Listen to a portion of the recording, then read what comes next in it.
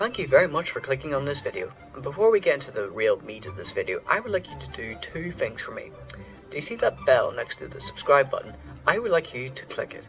That way you'll get an email notification telling you whenever a new video pops up on the channel. Secondly, I would like you to check out our Patreon page. On the Patreon page you can donate directly to the Cat in the Cap and keep the show running. Not only that, you'll get benefits for doing so. You can get to see every single one of our videos one day early before anyone else does with no adverts. The second benefit is you can get to see all of our scripts we've ever written for every single video. And the final benefit is you can get your name in the credits, and also we'll give you a shout out if you have a YouTube channel. Thank you very much for listening, and please enjoy the video.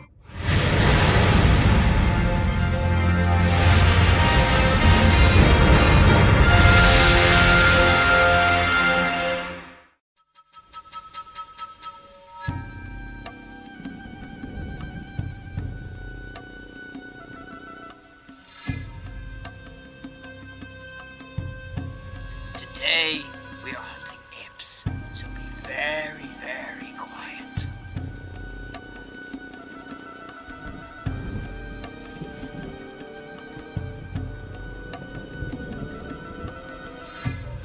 Yeah!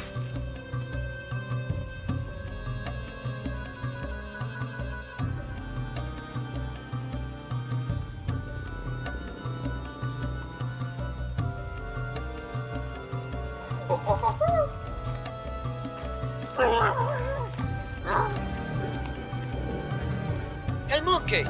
Huh? What's white and holy?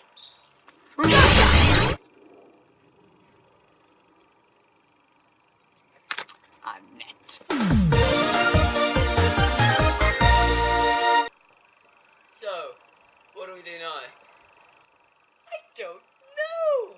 Hello, I'm the Cat. And I'm the Cat. And together, We're the Cat and the Cat. and welcome back finally to PS2 Reviews! And this is a show where we take a look at PS2 games in our collection. To see if they still hold up today. And today, we're going to take a look at Ape Escape 2. But why are we going to review the second one before Ape Escape 1? Well, that's because it was on the PS1, and I've never played Ape Escape 1, so I couldn't tell you how I feel about it. The game was released in July of 2002, and it was developed by Sony Computer Entertainment Europe. But I found this game when I was browsing the PS4 store. It was under PS2 Classics, you see. I got it, and I had a lot of fun with it. It felt eerily similar to a playable Saturday morning cartoon. It really brought me back to the days of Ben 10, Toon Attic, and Robot Boy. It does it for me as well, considering that the story is not the main focus. The story begins with Spike, or in the European version, he's known as Hikaru.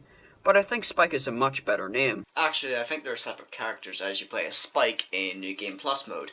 The guy you play as in the main game is called Hikaru. Okay. Anyway, he overloads the weight limit on the transfer machine, which supposedly transfers pants and helmets. But it explodes, and the monkeys get super intelligent, and they run rampant. And then you have to catch them.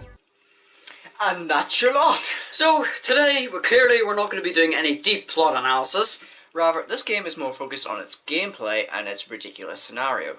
Like this YouTube channel. So it's up to us to catch these cheeky monkeys. How you catch them? Well, you're given a bunch of gotcha gadgets to help you capture the monkeys and get around the environment. But with this game, it's not as simple as press a button and use it. No, you gotta use the analog stick to use them properly. Like, if you wanted to swing the net in front of you, you gotta move the right analog stick forward. Some gadgets even need charging, which you can do by spinning the analog stick. I'll be honest, I wasn't used to these controls. I mean, what PS2 game makes you jump with R1? Actually, I think a lot of games use triangle to jump. Yeah, I just think it's a bit weird. Speaking of gotcha gadgets, you have a lot of them. You have the monkey net, which does what it says on the tin. The stun club to take care of enemies and stun monkeys for an easy capture. A monkey radar, which isn't all that useful, as the monkeys are quite easy to find, but helps you scout out the area and uncover clever Easter eggs.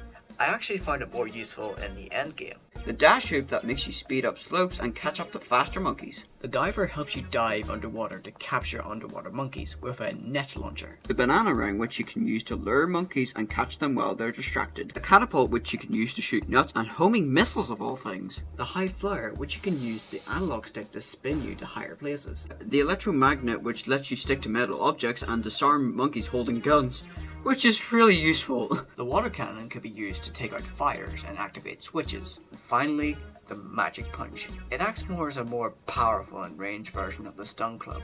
It can also be used to break down walls to find hidden monkeys. With so many gadgets to work with, it is a little overwhelming, but you can assign the gadget you want to the 4 buttons, which means you can plan out your approach on the fly swiftly and gracefully, then breeze through the obstacles to apprehend those cheeky monkeys. But keep in mind, even with all these gadgets, those monkeys aren't going down without a fight. Yes indeed, as each monkey has a different set of tactics and behaviours depending on their pants colour and personality type. The plain yellow ones aren't too bad, but it is recommended to catch them before they get a chance to get away. The blue ones tend to be more alert and will run away the moment they see you, and sometimes if they're cornered they'll throw nuts at you. The red ones are a little more aggressive and will punch you in the face if you try to catch them. Stunning them or distracting them will work best against them. The green ones have these packs with missile launchers in them. A quiet and stealthy capture will surely work, as they can't see you when you're not moving. The multicoloured ones tend to be quite unpredictable, as they employ weapons and costumes that match whatever stage you're on. Take extra care with these ones. Last but not least, the ones who wear black pants. These guys do not mess around. They'll just pick up an Uzi and shoot you on sight. Well, that certainly got dark. Yeah, but if you use the magnet on those kinds of monkeys, you can disarm them, but you get it near the end of the game. So, in the meantime, perhaps Hikaru should invest in a bulletproof vest. You want to know what isn't dark? The stages themselves. They're all very distinct and have poppy colours. Not to mention, you can always return to these stages with new gadgets to explore more of the level, to catch even more monkeys, which adds a bit more depth to the gameplay. You can also find vehicles like submarines, which is kind of like the diver, but with missiles, and you don't have to come up for air. A tank, which is awesome once you master the controls, as it controls like an actual tank. In the snow levels, you get a cute, speedy little snowmobile that looks like a bunny. Then you have the rowboat. Oh, I hate this thing. I know it can somehow row in lava, but it is by far the most difficult thing to control. The way it works is whenever you push both sticks forward or back, it'll go in that direction. But if you want to turn, you have to spin the stick in the opposite direction. I'm sure I'm just not getting it, but I find it really frustrating. Oh, and sometimes I find myself getting burnt out in long play sessions, as the objective of each level never really changes. I mean, it's not the easiest game in the world, but I did lose a lot of health when trying to catch these cheeky monkeys. But it does get a little stale once you get the knack of the game. I think this game was meant to be played in bursts. I'm also not a fan of the soundtrack though. It's not bad by any means, but I think it's just a little forgettable. And you can unlock stuff with coins you find in the stages. You know, like concept art, comics, samples of the soundtrack, hints, and occasional fables like the Everlasting Banana. Oh, and minigames. Minigames? Let's go check them out! Well, they're an okay distraction from the main game. There are 3 of them in total. There's a Monkey Rave, which is an okay rhythm game. Monkey Football, which is a vastly superior game to every version of FIFA.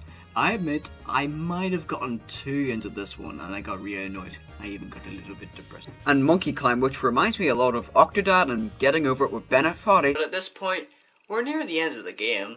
Well, what's the bosses like? Well, there are 8 of them in the entire game. Blue monkey, yellow monkey, pink monkey, white monkey. That sort of reminds me of the Dimes from Steven Universe. Coincidence? Probably. Red monkey, giant yellow monkey, and 2 encounters with the big baboon, Spectre. What an odd name for a monkey. Blue monkey is a decent first boss. You have to swiftly outspeed him before the roads collapse. The dash hoop really helps with this fight. Yellow is quite bulky and powerful. The dash hoop and the stun stick I find quite useful in rushing behind him and knocking him into the spikes. Pink monkey was actually quite easy compared to the first 2. Just jump over our platforms and use the stun stick. Hopefully, I won't have to do this next time I go to a concert. White monkey is really cool as he fights you with a giant Mecha Hikaru, which has its own set of gotcha gadgets. But all you gotta do is put him out of commission, then hit White Monkey. Red Monkey actually gave me some trouble as he hits like a truck, and you only have 1 opportunity to hit him. But once you know his pattern, he's not too bad. We've been through a long journey. The final level, the movie, takes us to Spectre, only for Yellow Monkey to return as a giant ape. You go get him. Have fun.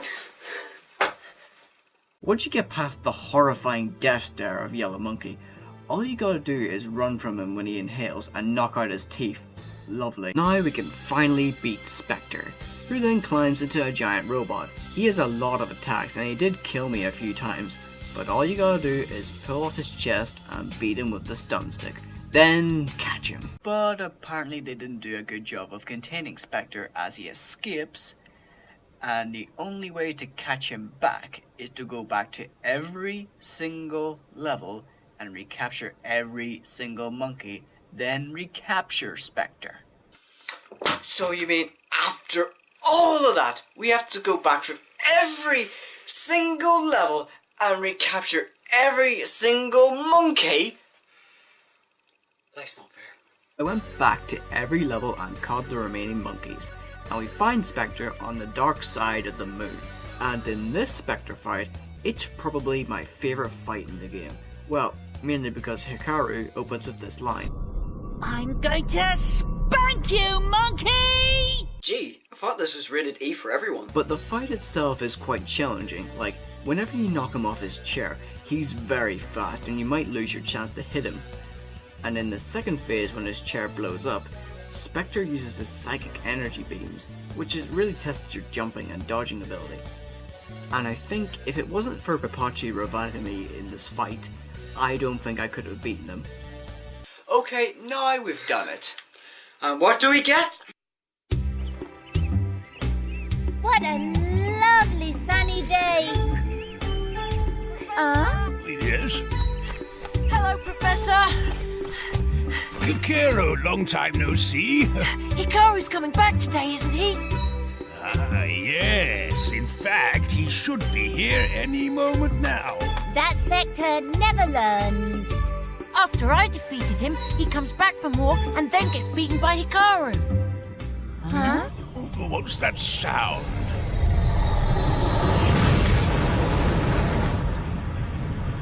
Oh, no. Not the laboratory again. I'm home! Welcome back, Hikaru and Papachi. Is that it? Well, not quite. Beating the game 100% means you can play in New Game Plus mode, which means you can play as Spike and also have all the items, but you start from the very beginning. So are you gonna do it? No, I have no desire to replay the entire thing. So, in conclusion, Ape Escape 2 is a great game. It's innovative, it's creative, it's colourful, and it has very innovative gameplay.